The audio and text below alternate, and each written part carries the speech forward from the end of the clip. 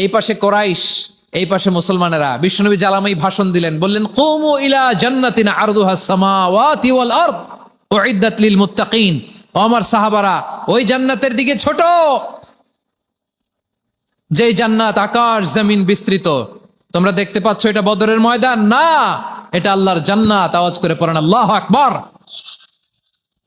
বিশ্বনবী বললেন ছোট ওই জান্নাতের দিকে, যে জান্নাতের বিস্তৃতি আকাশ জমিন বিস্তৃত।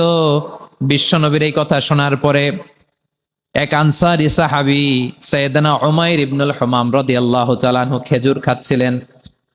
তিনি বিশ্বনবীর দিকে তাকিয়ে কথা শুনছেন আর খেজুর খাচ্ছেন। যখন বিশ্বনবী বললেন জান্নাতের দিকে ছোট, যে জান্নাত আকাশ জমিন বিস্তৃত, বিশ্বনবীর কথা শোনা মাত্র সাইয়েদনা উমাইর ইবনুল হুমাম বললেন বাহ বাহ। কি বললেন? বাহ বাহ মানে চমৎকার, মাশাআল্লাহ চমৎকার। আমরা ইদানিং কালে চমৎকার কিছু দেখলে ইংরেজিতে বলে ফেলি না ওয়াও ওয়াও, বাহ বাহ, মাশাআল্লাহ। বিশ্বনবী বললেন মা ইয়াহমিলুকা আলা কওলিকা বাহ বাহ ইয়া উমাইর। ও উমাইর, আমার এই কথা শুনে তুমি কেন বললা বাহ বাহ, চমৎকার চমৎকার কেন বললা? সাইয়েদনা উমাইর ইবনে হুমাম রাদিয়াল্লাহু তাআলা আনহু বললেন ইয়া রাসূলুল্লাহ, আপনার এই কথা শুনে আমি বড্ড খুশি হয়েছি, আর আমি প্রত্যাশা করছি আমি যদি ওই জান্নাতের মালিক হতে পারি তাহলে কতই না ভালো হতো। সুবহানাল্লাহ বলেন। বিশ্বনবী বললেন ছোট ওই জান্নাতের দিকে, যে জান্নাত আকাশ জমিন বিস্তৃত। আপনার এই চমৎকার মুখনিসৃত কথা শুনে আমার হৃদয়ের মধ্যে জান্নাতি হওয়ার বাসনা জেগে উঠলো, এজন্য বলেছি বাহ বাহ, আমি যদি ওই জান্নাতে যেতে পারতাম কতই না ভালো হতো।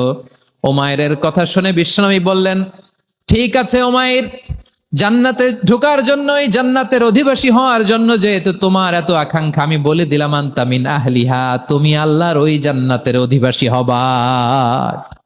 যাও উমাইর, তুমি ওই জান্নাতের অধিবাসী, ওই জান্নাতে তুমি ঢুকবা, তুমি জান্নাতি। তার মানে সহজ কথায় তুমি জান্নাতি। সুবহানাল্লাহ বলেন।